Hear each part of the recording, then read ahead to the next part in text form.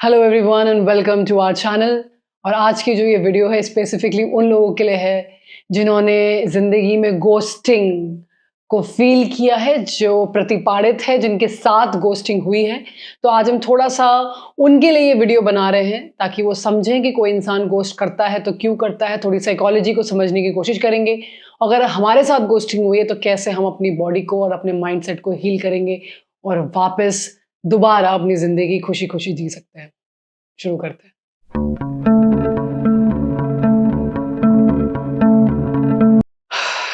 Ghosting आजकल breakup का number 1 reason बन चुका है।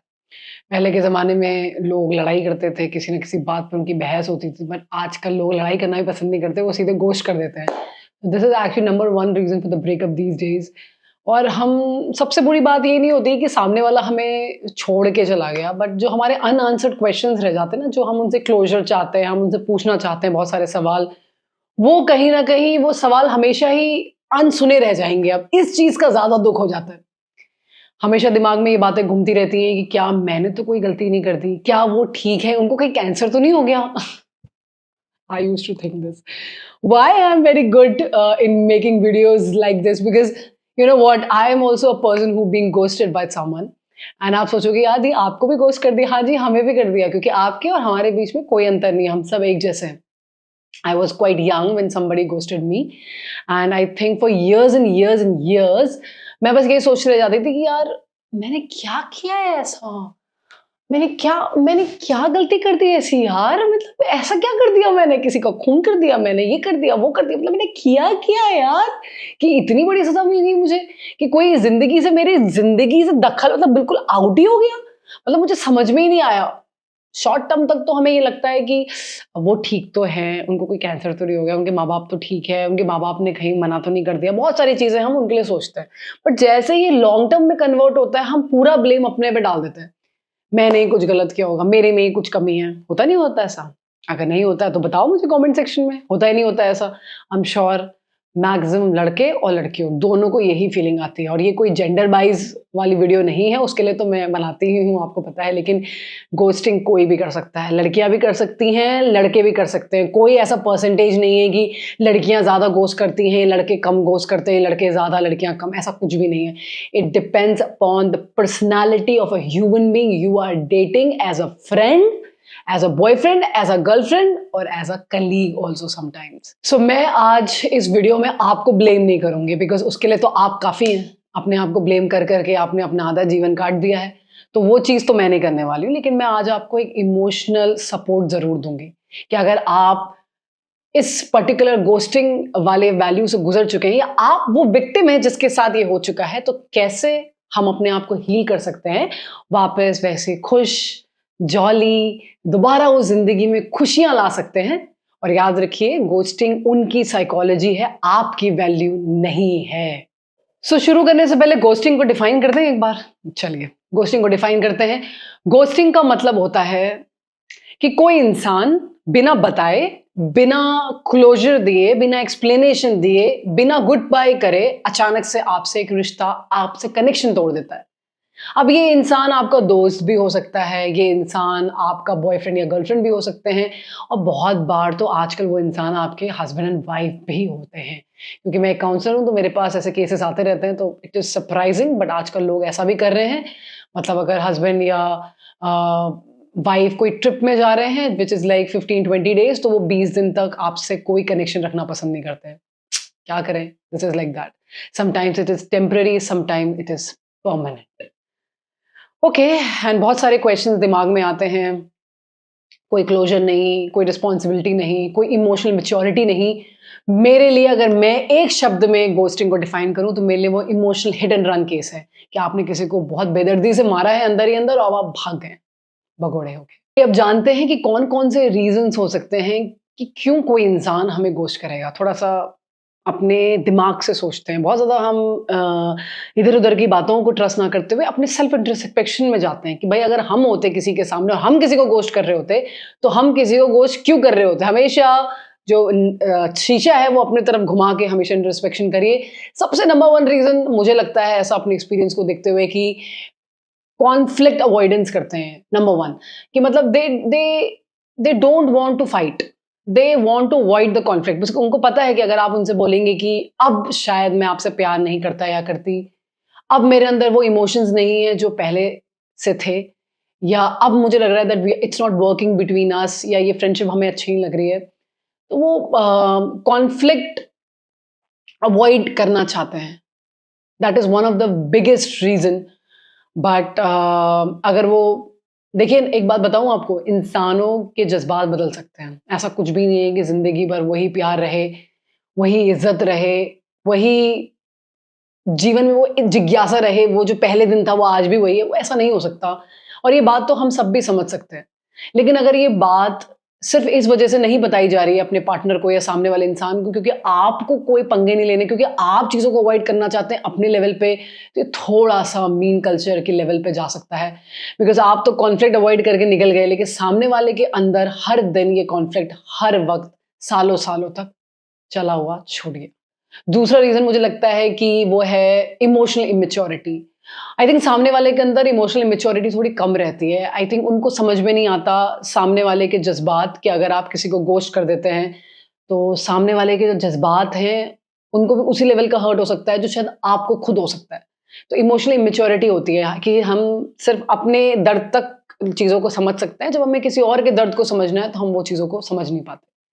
तीसरा रीज़न है कि they are for the fun not for the commitment. जब उनको रिलेशनशिप में रहते हुए या किसी भी चीज़ में रहते हुए लगने लग जाता है कि यार ये तो कमिटमेंट माँग रहा है, माँग रही है, यार ये तो लॉन्ग टर्म पार्टनरशिप का प्लान कर रहे हैं, बट हमने तो स्टार्ट तो किया था just as a casual, as a fun. So ये जो बंदा है या जो बंदी होगी, अगर उसको लगेगा ये हावी हो रहे हैं आप उन पे बहुत ज़्यादा, या उन्होंने तो सिर्फ फन के लिए किया था, ये कमिटमेंट वमिटमेंट वो दे नहीं पाएंगे किसी को, तो उस टाइम में भी लोग बहुत ज़्यादा गोश्त कर देते हैं एक दूसरे को। अगेन उनको डर लगता है कि जो चीज़ उनको नहीं चाहिए, ये बंदा या बंदी हमें वही देना चाहते हैं, तो वो भाग जाते हैं। इट्स कॉल्ड भगोड़ा, that's why it is called भगोड़ा। You run for your own life and you don't think about other person.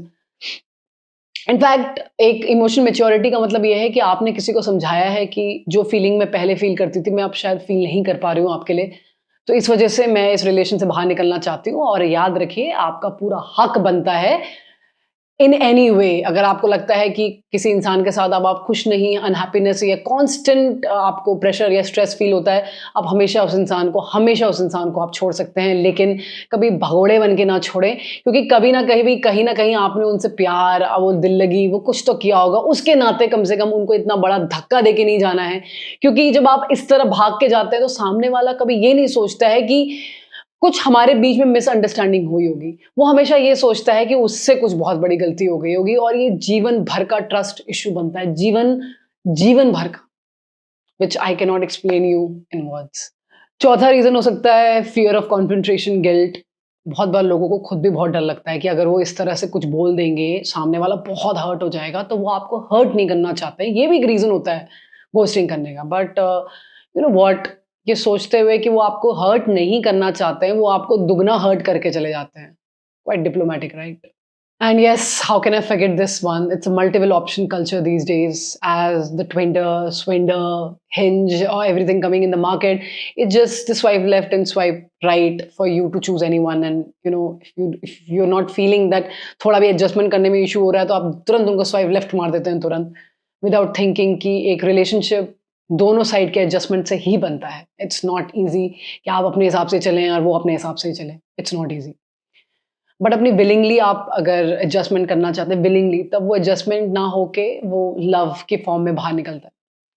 लेकिन जब हमारे पास मल्टीपल कल्चर ऑप्शन होता है, तो हमें लगता है कि हमें इतने झेल में पड़ना ही क्यों है और हमें किसी को बताना ही क्यों है। क्योंकि जब हम, ये आदत हो जाती है, जैसे कि अगर आप, जब हम हिंज या टिंडर की बात करें, सो आपने देखा जैसे आप किसी से बात भी करते हैं और आपको वो पसंद नहीं आ रहा है, तो तुरंत आप उनको स्वाइप लेफ्ट मार देते हैं, तुरंत आप उनको ब्लॉक कर देते हैं without even telling the person.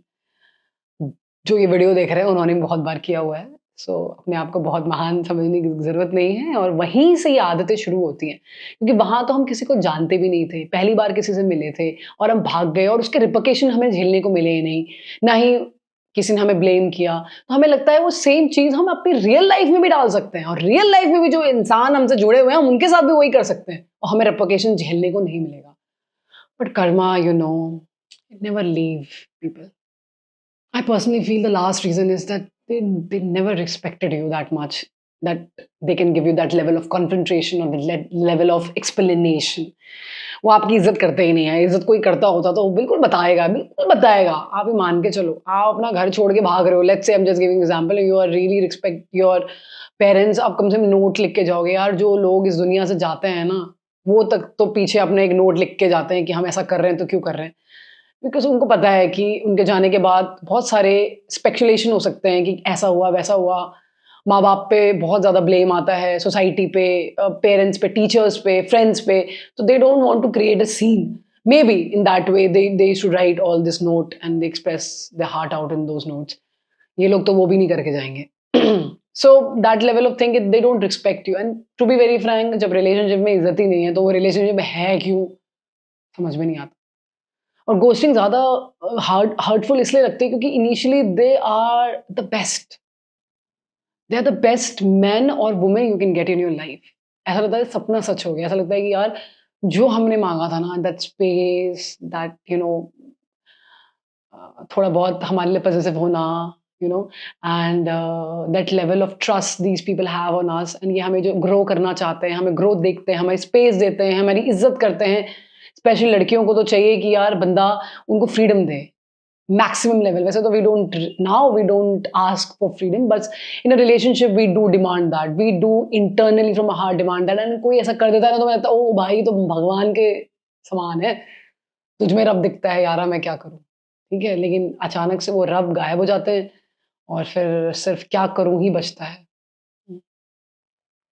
Okay, now बात करते हैं उन लोगों की जिनके साथ ये हुआ है।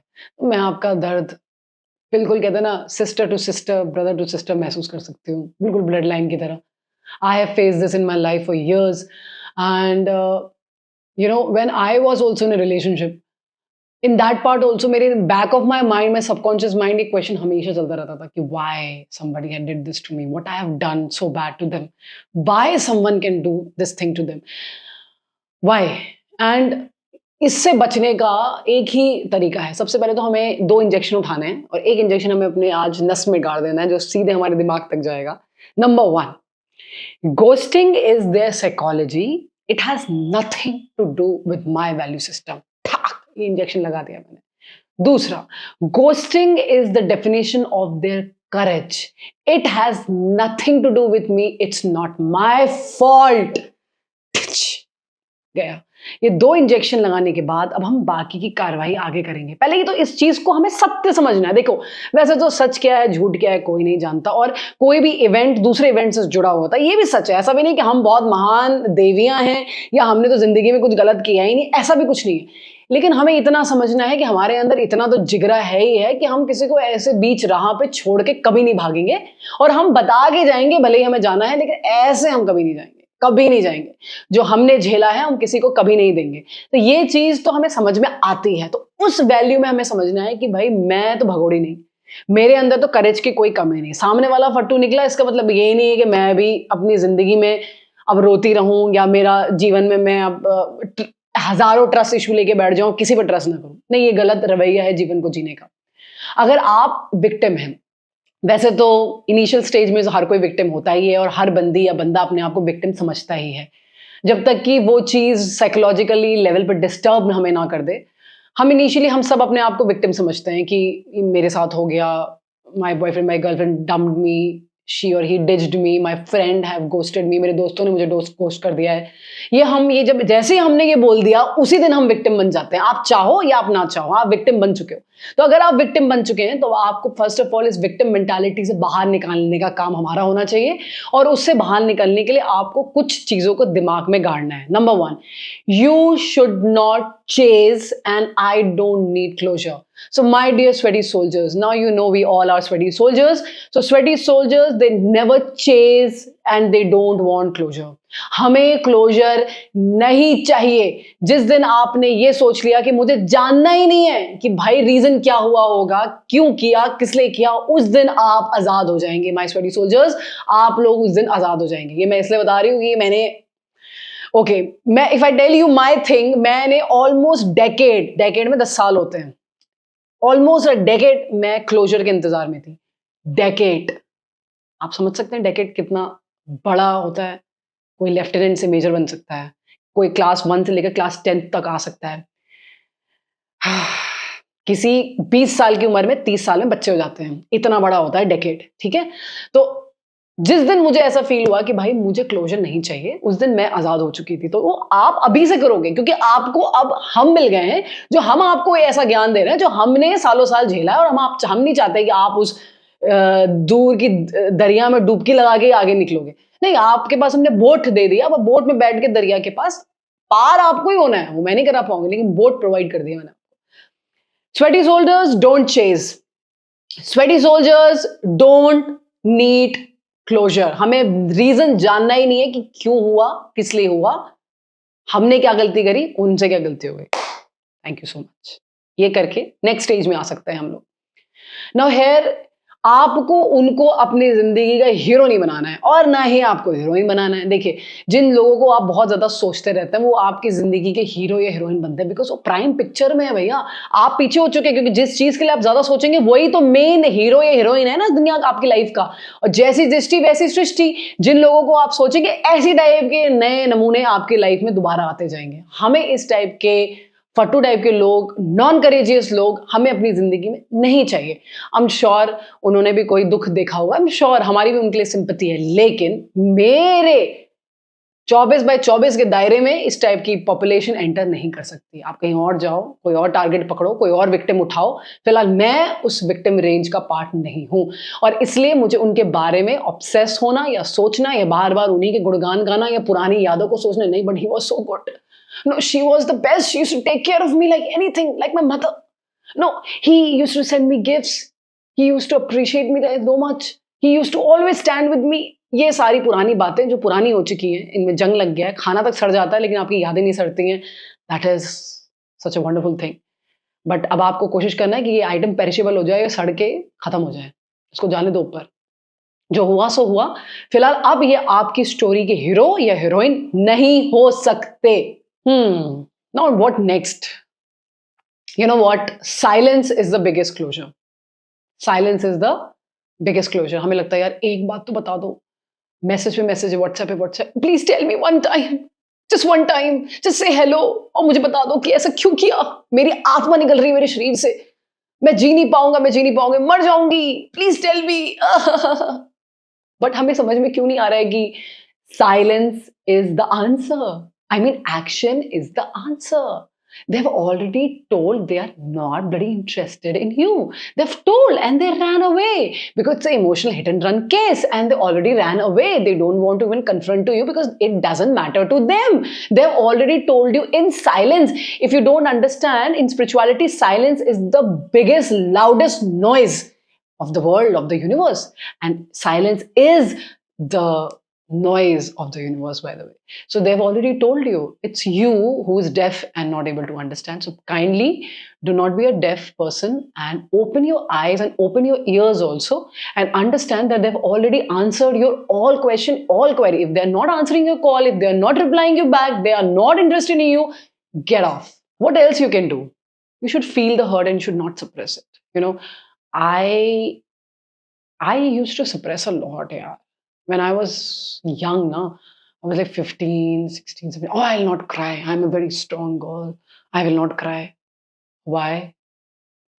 And then one day I cried a lot. I remember I was in my hostel. I was in the 3rd floor and I was like, नीचे देख रही हूँ, कुछ हो गया। Seriously, ये सबके साथ होता है। मैं कोई अलग से पैदा नहीं हो गई, कहीं ऊपर मार्च से नहीं आई, यहीं से आई हूँ, आप लोगों के बीच में ही हूँ, और आप बीच में ही रहना चाहती हूँ, ऊपर नहीं आना चाहती हूँ, ठीक है। सो इट्स लाइक ऐसा क्यों हुआ मेरे साथ, भगवान से ऊपर ऐसे देख के, भगवान मेरे साथ ऐसा क्यों हुआ, ऊपर चांद सितारों को देखते हुए। आई एम श्योर ये जो मैं कर रही हूँ आप कर रहे हैं, ये होता है, आप सबके साथ हो रहा है। बालकनी में आके सुट्टा फूक रहे हैं, ये ऊपर देख रहे हैं, ये भगवान से पूछ रहे हैं कि क्या कर रहे हैं, क्या हो रहा है। हेल्थ भी खराब, मेंटल भी खराब, स्पिरिचुअल भी खराब, सब बर्बाद एक इंसान की वजह से, एक इंसान की वजह से। तो ऐसे हमारी जिंदगी पहले भी बहुत अच्छी चल रही थी और उनके जाने के बाद भी बहुत अच्छी चलेगी, इस चीज की गारंटी मैं लेती हूं आपसे। लेकिन अगर बीच में आप थोड़ा ठीक ठाक हो जाएं तो कभी भी अपने इमोशंस को सप्रेस मत करें। आपको ये समझना है कि हमारे पास ऑलमोस्ट 2 हफ्ते होते हैं। अगर हमने 2 हफ्ते के अंदर अपने आप को हीलिंग मोड में डाल दिया तो हम ऐसे आउट आएंगे, ऐसे। इनफैक्ट मेमोरी भी गायब हो जाती है, आपको कुछ याद भी नहीं रहेगा कि इसने क्या किया क्या नहीं। यार ठीक है, किया किया, अब मैं क्या कर सकती हूँ, छोड़ दिया, मतलब ठीक है, कुछ होगा रीजन यार, आई एम श्योर वो खुश रहे, उसकी जिंदगी आबाद रहे, यही बोलेंगे आप। तो बेसिकली हीलिंग टाइम में 2 हफ्ते का जो टाइम मिलता है, इसमें आपको रोना है, लेकिन एक पर्टिकुलर मेमोरी में जब याद में रोगे तो वो मेमोरी में अगले दिन नहीं रो सकते आप, ये गारंटी आपको अपने आप लेनी पड़ेगी। हर दिन आपको जर्नलिंग करनी है, सबसे फेवरेट खाना खाना है, चाहे आप थोड़ा अपना वेट बढ़ाना चाहे बढ़ा सकते हैं। रात में एवरीडे आपको वॉक में जाना पड़ेगा। आपको कोई भी रोमांटिक सॉन्ग, गाना, मूवी नहीं देखनी। इन दिनों आप देश प्रेम की मूवी देखें, जनरली देश प्रेम की मूवी देखें जिसमें सेल्फ डेडिकेशन, सेल्फलेस सर्विस के बारे में ज्यादा दिखाया जाता है, डेडिकेशन दिखाया जाता है। आप बहुत ज्यादा भजन सुनना शुरू करें इस ड्यूरेशन में। आप वार्म वाटर, अच्छा कुछ ड्रिंक्स के रूप में, बहुत ज्यादा खाना थोड़ा, चाहे तो सॉलिड फूड थोड़ा कम, और ड्रिंक ज्यादा आप कंज्यूम करें, जैसे कि आपने जूस पी लिया अनार का, इसका उसका, ग्लो भी आएगा चेहरे में, साथ ही साथ डबल फायदा हो जाएगा और खून भी बढ़ेगा और आप भी नॉर्मल फील करेंगे धीरे धीरे। अपना फेवरेट खाना बनाएं, इंगेज हो जाएं चीजों में, जैसे वॉक पे जा रहे हैं, बच्चों के साथ इंगेजमेंट हो गया, या गार्डनिंग करने लग गए, या फूलों से बात कर रहे हैं, पेड़ों से बात कर रहे हैं, और अपने साथ अपने घर रूम में इतना प्यारा म्यूजिक चला रखा है, अच्छे अच्छे इंसेंस स्टिक जला रहे हैं। आपको हीलिंग मोड में जाना है, उसके लिए आपको कुछ भी करना पड़ सकता है, आप करिए। हीलिंग मोड का मतलब ये नहीं कि बैठ गए कोने में ऐसे करके रोने, ठीक, एक दिन रो लिया बहुत है, अगले दिन से हीलिंग मोड चालू जाना चाहिए। और इसके लिए आपको अपने आप को बार बार बोलना पड़ेगा। उसके लिए आपको बड़ा सा चार्ट पेपर बनाना है और अपने वॉल पे चिपका देना है कि I am going to heal, nobody can break me until I want them to break me। ये चीजें आपको लगानी, बार बार आप उनको देखेंगे, नहीं I have to get up and I have to rule the world। Remember, only 2 weeks and you will be okay for forever। जितना ज्यादा जख्म आप कैरी करेंगे उतना ही वो नासूर बनता जाता है। ये मैं बिल्कुल आपको अपनी एक्सपीरियंस और दिल से बोल रही हूँ। जितना लंबा आप चीजों को खींचेंगे, ये मत सोचना कि मैं, सबसे बड़ी जो प्रॉब्लम है, अब मैं किसी से प्यार नहीं कर पाऊंगा, अब मैं किसी से प्यार नहीं कर पाऊंगी, he is the only one, she is the only one. या it can be, may be, but it's just in your head by the way. ये सच नहीं है।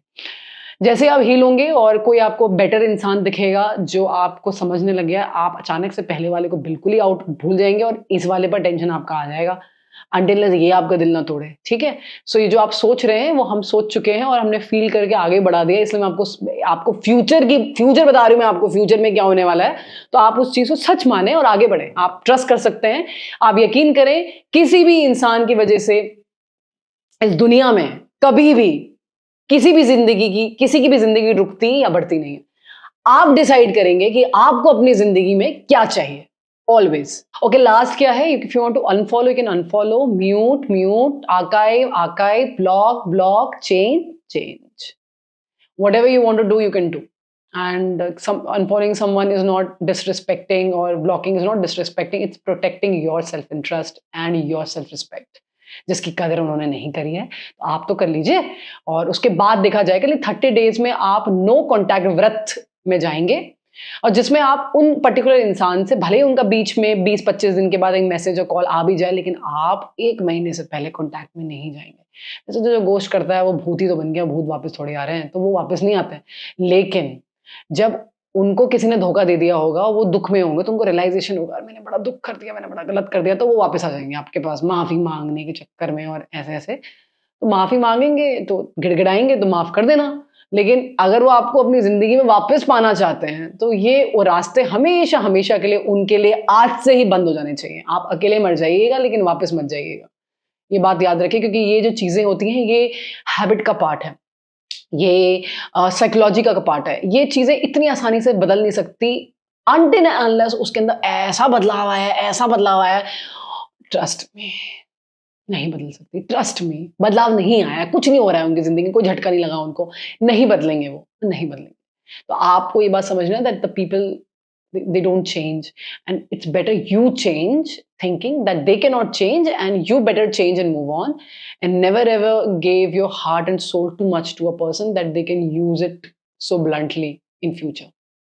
Always take care of it कि if such things happen in future also, then I am able to heal myself। It's not that कि हमने उन पर trust नहीं किया, just like अगर ऐसा कुछ होता है जिंदगी में कभी दोबारा, तो मुझे पता है कि मुझे 14-15 दिन के अंदर ही अपने आप को वापस कम बैक कैसे करना है। ज़्यादा टाइम मत लीजिए, जो ज़्यादा एक्सपीरियंस हो जाता है उसका टाइम पीरियड कम होता जाता है। जैसे कि एक बार आपने किसी ने आपको गोश्त किया, आपको 4-5 महीने लग गए, दूसरी बार किया 2-3 महीने लग गए, तीसरी बार किया 1 महीना, चौथी बार किया 15 दिन, और ऐसे करते करते कभी कभी दिन दिन में आप आउट हो जाएंगे, तो उसका मतलब यही नहीं कि आपके साथ बड़ा बुरा हो रहा है, इसका मतलब ये है कि आपकी चमड़ी मोटी की जा रही है और आपको किसी भी लेवल की कोई भी परेशानी नहीं होगी आगे फ्यूचर। यही टाइम है जब आप अपने आप को फिजिकली, मेंटली, इमोशनली ऐसा कर रहा है, ऐसा मजबूत बना सकते हैं ना। बिल्कुल जिम में ज्वाइन कर लो यार, बॉडी वॉडी में निकालो, अब बिल्कुल स्किन की ऐसी केयर करो, खाना ऐसा खाओ, बिल्कुल फ्रूट्स, रॉ फूड, ये वो, क्लीन फूडिंग, मेडिटेशन कर रहे हैं, मैनिफेस्टेशन कर रहे हैं, अपनी पढ़ाई में कर रहे हैं, टॉप करने की कोशिश कर रहे हैं, एग्जाम क्लियर करेंगे, ये करेंगे, वो करेंगे, पैसा कमाएंगे।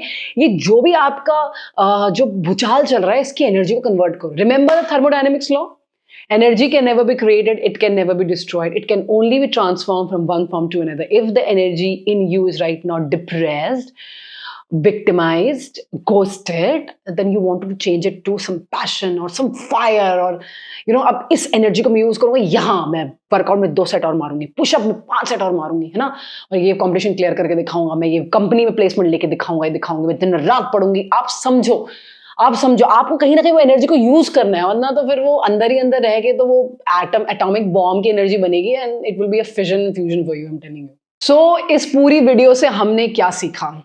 हमने ये सीखा कि गोस्टिंग का सिर्फ इतना मतलब है कि ये एक पर्टिकुलर इंसान हमारे फ्यूचर में, हमारे जिंदगी में नहीं है।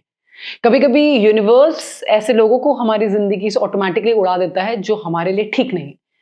हमारे जीवन में जो भी आना होगा वो आके रहेगा, भले ही हम कुछ भी कर लें, और जो नहीं होना होगा वो कभी नहीं होगा, भले ही हम कुछ भी कर लें। So rejection for me is redirection and ghosting is protection. यार ये भगवान की तरफ से तुम्हें प्रोटेक्शन शील्ड बिठाई गई, इसको गोस्टिंग बोलते हैं। भले ही तुम्हें कितना पेनफुल लगे, बट गोस्टिंग इज प्रोटेक्शन। यार कभी कभी मैं इतने बढ़िया डायलॉग मार देती हूँ ना, जैसे ये rejection is redirection, ghosting is protection, even if it is painful. कभी यार मेरा ना वो बना दो यार एक बार ना, मेरा बड़े दिलो तमन्ना है मेरी वीडियो में एक एक डायलॉग इतना प्यारा, ओरिजिनल डायलॉग है, बिल्कुल दिल से आते हैं, इनका कंपाइलेशन नहीं बनाया यार किसी ने खुद ही बनाना पड़ेगा, but it is so good, I feel it's nice, right? So I want everybody to start laughing right now, we should laugh, right? अभी हम एक लाफिंग एक्सरसाइज करेंगे, बिकॉज हमें इतना इमोशनल अपनी जिंदगी में इतना सीरियस नहीं होना। हमें सीरियस सिर्फ एक ही चीज के लिए होना है, अपनी इंट्रोस्पेक्शन के लिए, कि मैं कौन हूं, मुझे क्या चाहिए, मेरी वैल्यू सिस्टम क्या है, गिरने पे मैं कितने दिनों में खड़ा हो सकता हूँ, खड़ी हो सकती हूँ, और मुझे अपनी जिंदगी का लक्ष्य क्या है, मेरी जिंदगी का फाइनल एम क्या है, मैं अपना जीवन कैसे बिताना चाहता हूँ, बिताना चाहती हूँ। ये इकलौता हमारी जिंदगी में एक सीरियस टॉपिक होना चाहिए। उसके अलावा हर चीज जिंदगी में एक रंगभूमि है, रणभूमि नहीं है। अब रंगभूमि की तरह नापे, और अब मैं चाहती हूँ कि आप हमारे 32 दांत दिखेंगे। You should laugh, right? Don't worry. I know you're coming to this video because there must be some issue with your life and somebody has ghosted you. It's fine. Trust me, if you can, I'm your sister. Trust me. After few years, you will laugh on yourself कि किस बात पे मैंने इतना वक्त गवा दिया, इस पे मैं बहुत कुछ कर सकती थी यार। For me, टाइम से बड़ा गहना, कीमती डायमंड या वेल्थ नहीं है मेरे लिए। और मेरा टाइम बर्बाद होता है ना, मेरे को बड़ा दुख होता है। फिर मुझे ये भी रियलाइज होता है कि यार जो जब होना होता है वो तब होना होता है, तो इस चीज़ से मैं रिलैक्स भी हो जाती हूँ थोड़ा सा। लेकिन टाइम बहुत प्रीशियस है, और हमारे अर्थ में ना हमारे पास टाइम बहुत कम है। लेकिन जितना भी टाइम है हम खुशी खुशी निकालें, इतना दुख भी ना निकालें। अगर आपको दुख है तो आप अपने आप को 15 से 20 दिन हीलिंग टाइम दीजिए। मैंने आपको पूरा प्रोसेस समझाया है कैसे करते हैं, क्या करते हैं। हील करके बाहर आइए, और फिर उस चीज के लिए कभी नहीं रोएंगे। आप आंसू नहीं निकाल सकते, भले आप याद करिए उन चीजों को, और उसके बाद लेट गो करिए, भगवान से दुआ मांगे, जो हो सामने वाला खुश रहे, मैं भी खुश हूँ, खत्म। This is the end of everything, and don't worry, I am always there, and मैं ऐसे वीडियोज लेके आपके पास आती रहूंगी। ये जब ज़्यादा एक पैटर्न क्रिएट होता है, जब बहुत सारे बच्चे या लोग या अडल्ट मुझे एक कंटिन्यूस मेल भेजते हैं, मैं उन चीज़ों पर वीडियोस बनाना पसंद करती हूँ। अब नेक्स्ट वीडियो क्या होगी मुझे भी नहीं पता। ऑफिस पॉलिटिक्स बहुत टाइम से पेंडिंग चल रही है यार, इस बार बना ही दूंगी मैं, ठीक है? बहुत सारे ऑफिस वाले लोग कह रहे हैं हमें बताइए कैसे, how to handle that. So I will teach you how to handle it, but it takes time. But once you learn, nobody in your office can ever make you feel small, no matter how hard they try. Thank you so much everybody. जय हिंद, जय भारत, जय माँ भवानी, जय माँ काली। And हम अपने लिए भी बहुत सारा प्यार छोड़ के जाते हैं। Thank you my sweaty soldiers. Bye bye, take care, see you, love you guys.